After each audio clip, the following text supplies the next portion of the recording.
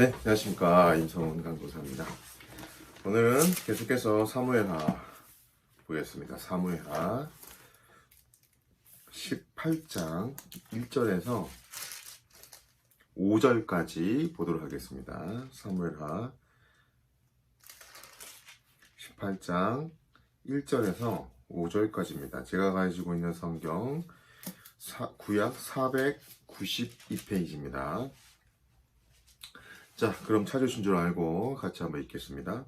이에 다윗이 그와 함께한 백성을 찾아가서 천부장과 백부장을 그들 위에 세우고 다윗이 그의 백성을 내보낼세 3분의 1은 요압의 휘하에 3분의 1은 수리아의 아들 요압의 동생 아비스의 휘하에 넘기고 3분의 1은 가드 사람 이때의 휘하에 넘기고 왕이 백성에게 이르되 나도 반드시 너희와 함께 나가리라 하니 백성들이 이르되 왕은 나가지 마소서 우리가 도망할지라도 그들은 우리에게 마음을 쓰지 아니할 터이요 우리가 절반이나 죽을지라도 우리에게 마음을 쓰지 아니할 터이라.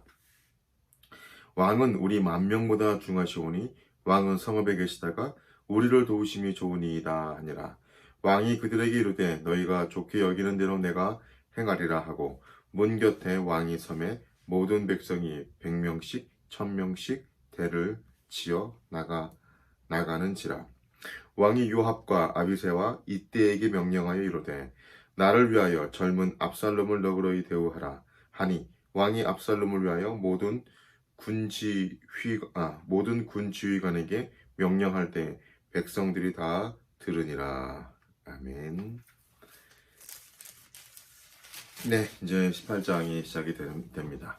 18장은 좀 아쉬운 장면도 있고 또 다윗에게는 비극적인 장면이기도 하죠.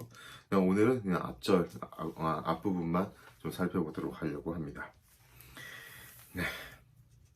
오늘은 제목을 한번 정해본다면 묵상으로 나누는 거지만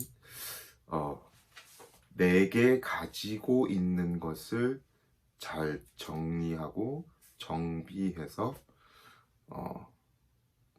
싸우는 것이 다른 사람이 가지고 있는 것을 부러워하는 것보다 낫다. 너무 기네요.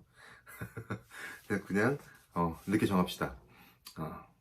내가 가지고 있는 걸 잘 정비하는 게 낫다. 네. 사실 이제 우리가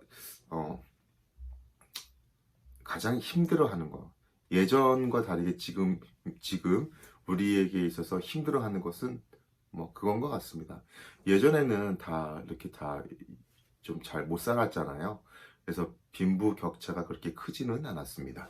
그래서 옆집, 앞집, 뒷집 다 비슷비슷했고요. 그래서 특별히 그래도 1%에 들은 사람들이 있었지만 특별히 그렇게 고만고만했습니다. 50보 100보였죠. 그래서 그렇게 서로 비교하거나 서로 그러면서 그러진 않았던 것 같아요. 이제 그러다가 이제 교육열이 높아서 엄친아라고 하죠. 엄마 친구 아들 이렇게 비교하면서 옆집은 공부 잘하는데 너는 왜 이렇게 못해? 이런 얘기는 했어도 서로 옆집을 바라보면서 또 서로 앞집 옆집 이웃을 바라보면서 굉장한 어떤 그런 뭐랄까요? 비교의식에 이렇게 빠져서 굉장히 자기 자신을 자격지심으로 자기 자신을 프레스하고 이렇게 누르는 그런 부분들은 예전에는 별로 없었거든요. 근데 요즘은 상대적으로 더 그런 뭐라고 해야 되나 질투 내지는 상대적으로 굉장히 이런 박탈감을 느끼는 것 같아요.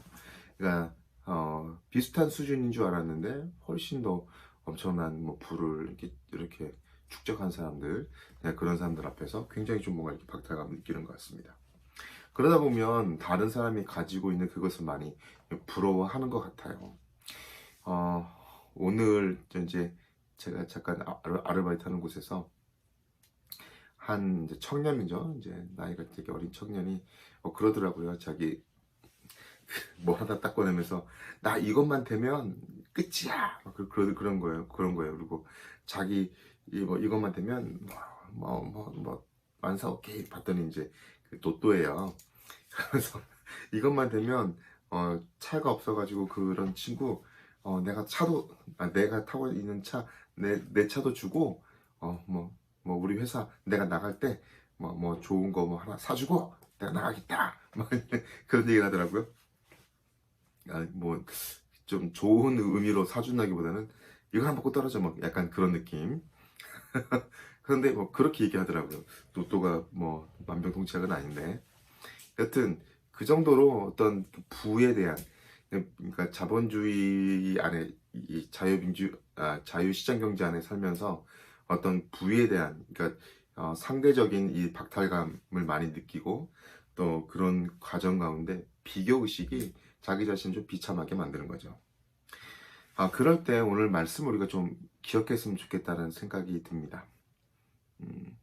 어찌 보면 이것이 더 빠른 길일 수도 있다는 생각이 듭니다. 다윗은 이제 쫓겨 나왔잖아요. 그러니까 아들이 압살롬이 반란을 일으켰고, 거기에 어제 살펴봤던 아히도벨은 정말 모략군 중에 모략군, 제갈량보다 어쩌면 뛰어난, 하나님께 물어서 받은 것과 똑같은 결과를 창출할 줄 아는 엄청난 전략가였죠. 그 사람까지는 같이 배반을 했는데, 그런 상황 가운데 이제 황급히 도망친 거잖아요. 제대로 뭔가 다 준비가 되어 있겠습니까? 그런데도 다윗은 이제 싸우기 위해서, 어쩔 수 없이 이제 싸우기 위해서 다윗은 다른 거에서 어떤 다른 누구에게 힘을 빌려오지 않았습니다. 이웃나라 많이 있겠죠. 좀 화친을 맺고 있는 그런 나라들을 통해서 뭔가 이렇게 힘을 빌려오지 않았어요. 그리고 그냥 자기에게 있는 것을 잘 정리해서 사용하는 것을 보게 됩니다.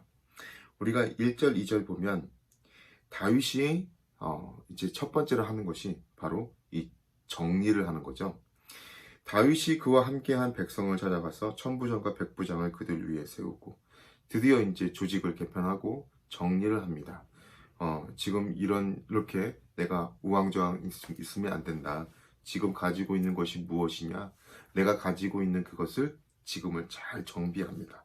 그리고 2절에 다윗이 그 백성을 내보낼세 3분의 1은 요압의 휘하에 3분의 1은 수르야의 아들 요압의 동생 아비스의 휘하에 3분의 1은 가드 사람 이때의 휘하에 넘기고, 또 이렇게 각기 적소에 필요한 인재들에게 또 이렇게 사람을 맡겨서 각 적소로 보냅니다. 그리고 이제 이런 부분을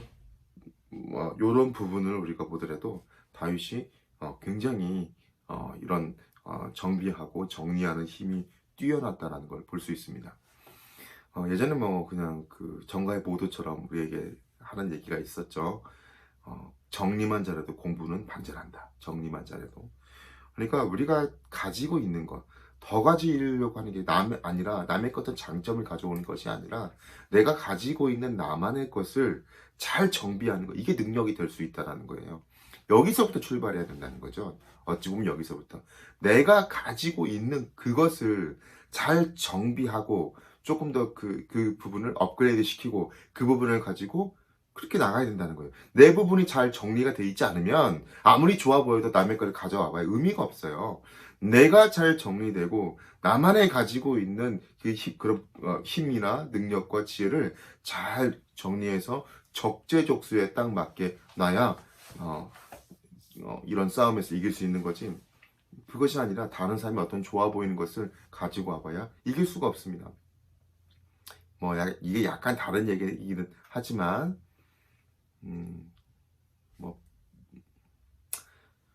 베트남 같은 경우에도 우리가 알 수 있죠. 아무리 이제 도와줘도 스스로 싸우려는 의지가 없으면 안 되는 것처럼, 어찌 보면 내가 가지고 있는 것을 잘 정비하고 정리하는 게 정말 중요하다는 거죠. 자, 그래서 이렇게 정리하고 정비해서 따로 백부장을 세우고 천부장을 세우고, 그리고 그 이외에 또 군대 장관들을 이렇게 나누어서 세우고 준비를 합니다. 자, 근데 여기에서 한 가지 더 그저께에도 한번 살펴봤지만 정말 다윗의 뛰어난 점이 이렇게 나눔에서도 불구하고 이때에게도 3분의 1. 그러니까 어찌 보면 자기가 가지고 있는 총 군사력의 3분의 1을 맡긴 거잖아요. 이때에게도 맡겼다라는 거예요. 이때 말씀드렸죠. 예, 가드 사람이라는 거. 가드는 골리앗의 고향이고 블레셋, 그러니까 블레셋 사람이었어요. 어찌 보면 블레셋 철천지 원수가 다윗 아닙니까? 그런데도 이때에게 맡길 수 있다라는 것. 참. 그러니까 참 이게 어찌 보면 참 덕장 중에 덕장이 아닌가.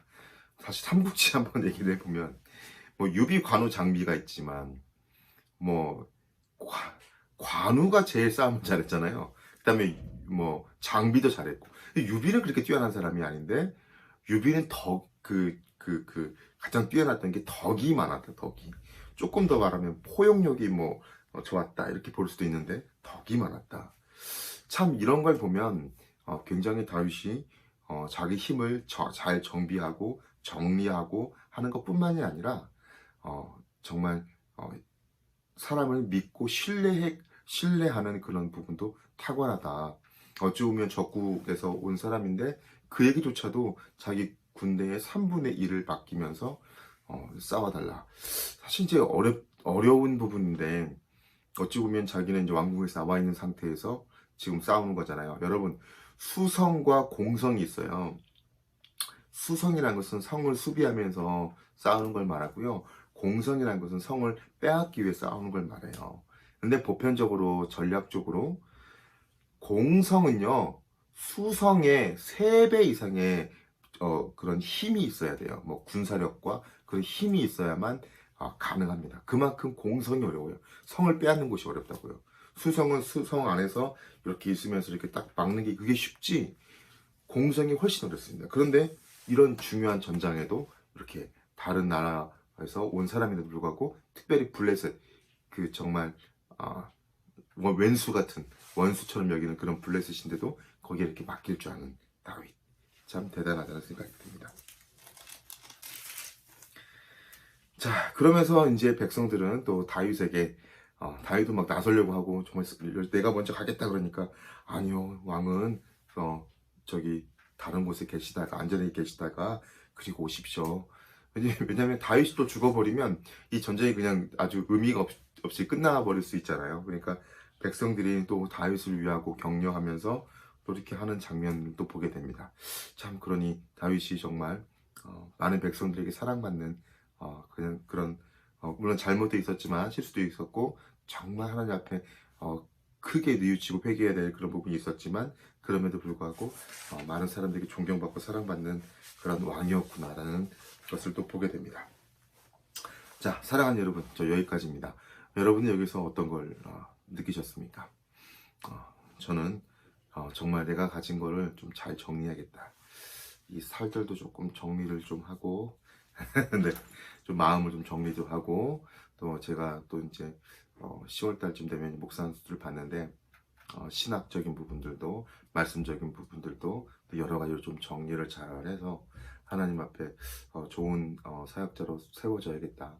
나보다 뛰어나고 나보다 좋은 사람도 있지만 일단 내가 가지고 있는 걸 일단 잘 정리를 하자. 그리고 잘 다듬자라는 생각이 듭니다. 그리고 또 할 수 있으면 다윗처럼 이게 포용력을 좀 갖고 싶다. 나하고 코드만 맞는 사람만 좋아하는 것이 아니라 맞지 않더라도 좀 이렇게 포용할 수 있는 그런 내가 되었으면 좋겠다라고 생각이 듭니다. 자, 오늘 기도 제목 나누겠습니다. 내가 가지고 있는 것을 잘 정비할 수 있도록 도와주십시오. 그리고 다른 사람 품어줄 수 있는 나와 다른 사람도 품고 이해할 수 있는 포용력을 주십시오. 기도하겠습니다. 하나님 감사합니다. 주님의 은혜 가운데 기도합니다. 하나님 포용력을 주시고 내가 가지고 있는 힘을 잘 정비할 수 있도록 도와주십시오.